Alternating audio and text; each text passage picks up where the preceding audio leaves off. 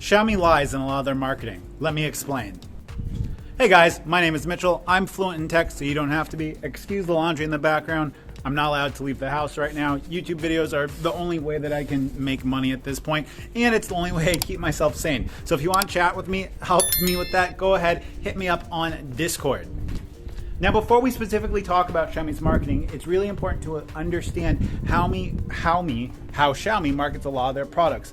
And that is through word of mouth. In fact, Xiaomi generally doesn't use fancy advertisements. Xiaomi oftentimes doesn't use celebrity endorsements to sell their products, and they do that so they can keep the price of their products lower, according to Xiaomi.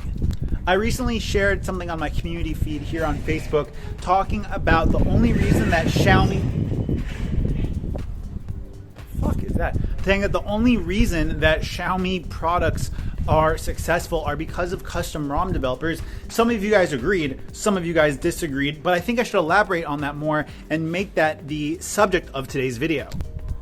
Now, the people that care about these specs, spec sheet warriors as we'll call them, tech degenerates like myself, as I like to say, a lot of those people are aware of what different specs mean. They're aware of custom ROMs. They're aware of terms like ROM, Android skin, RAM, UFS 2.1 versus UFS 2.3 storage. And those are a lot of the people that preach, that like to talk, that like to spread the value of Xiaomi and Xiaomi devices. But a lot of those people like to do that, and a lot of the Xiaomi evangelicalism, a lot of the wanting to spread the word of Xiaomi comes from the fact that you're getting these specs for the cheap price, not because it's a great product. Now, one of you guys in the community feed said that it's the price to performance ratio that makes Xiaomi products such a popular choice, that it's getting the newest Snapdragon chip, that it's getting the fastest storage, that it's got the memory card, that it's got the Samsung HMX sensor versus the Samsung HM2 sensor. What percentage of people know what that means? Do you think it's the majority of them? The next part about that is that the reasons that we buy cheap products. Do we buy a cheap product because the cheap product is the best product?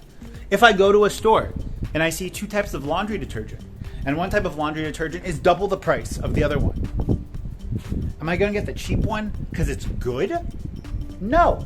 I'm going to get the cheap one because it's the cheaper one and it fulfills the same job, not because it's the better one. If I don't care about cars, if I don't care about driving, and I see a Honda versus an Acura.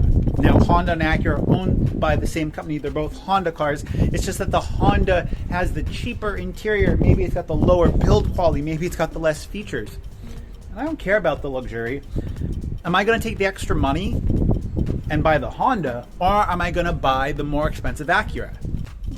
I want to take a minute right now to go ahead and give a shout out to the sponsor for today's video, Surfshark VPN.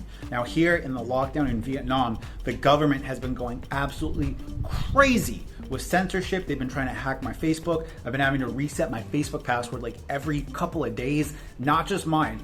My other friends who are foreigners that work in media here, their internet's been getting nerfed, and honestly, Surfshark is really the number one way that I can access the internet, and things are quick and things are stable. So if you live in a country that doesn't have the freest of internet, or you live in a country where maybe your internet is free, but you want to watch Netflix from a different country, or you maybe need to back up to a server in the United States, Surfshark VPN for like $2.12 a month is the best option. It's the one that I personally bought and spent my money on, and it's what I use on my computer, my cell phone, my tablet, my wife's computer, and my wife's cell phone because it's got unlimited logins. Thanks Surfshark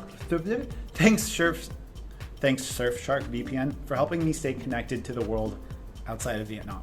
Back real quick to talk about cars. Now, you're not going to buy a Honda because it's a better car than an Acura, because the reality is that it's not.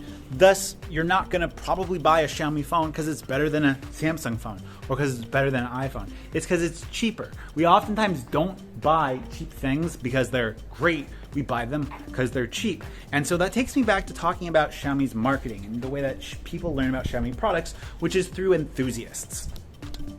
And the reality is that a lot of us enthusiasts maybe we keep our phone for a year, maybe we keep it for 2 years, but ultimately for the enthusiast super nerd market, the majority of us know what custom ROMs are and we use those custom ROMs on our devices. So the fact that Xiaomi doesn't want to update our devices long term doesn't really matter. So when the average mom, Joe Blow, whatever, goes into a store, their friend has been telling them about their new amazing Xiaomi phone, how it's the greatest value in the world, and they go and they buy the Xiaomi phone and they don't have this knowledge about de-bloating or about like Xiaomi bloatware, they don't know about the advertising that's in Xiaomi devices, then we get things like the Xiaomi Reddit forum, which is got 150,000 members, and 90% of the posts on Reddit are from not super duper nerdy tech people that know about custom ROMs, that know about skins, that know about stuff like that, and they're all asking, how do I fix this problem with my Xiaomi device? You go on Telegram, into a bunch of Telegram groups,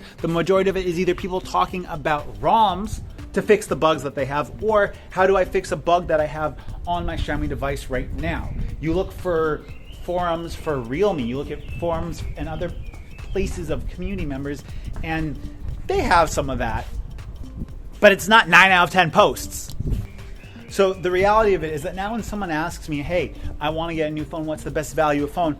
I would say, well, if you're someone that's really, really technically inclined and you only want your phone for a year, maybe a year and a half, Xiaomi is an okay choice. But if you want your phone to just work, you don't want to fuck with your phone a lot, you don't want to load a custom ROM on, you should probably get a Samsung phone. You should probably get an old iPhone, because the reality of it is that even if I get an iPhone 8 right now, I'm going to have longer software updates than if I went to just go buy a brand new Redmi Note 10 Pro out of the store right now. I don't care about the LCD screen. If I want my phone to work, I want to be able to fix my phone if it breaks, I could just go get a used iPhone 8 and it would work. And it would work for a longer period of time with the newest version of iOS. And that's the truth.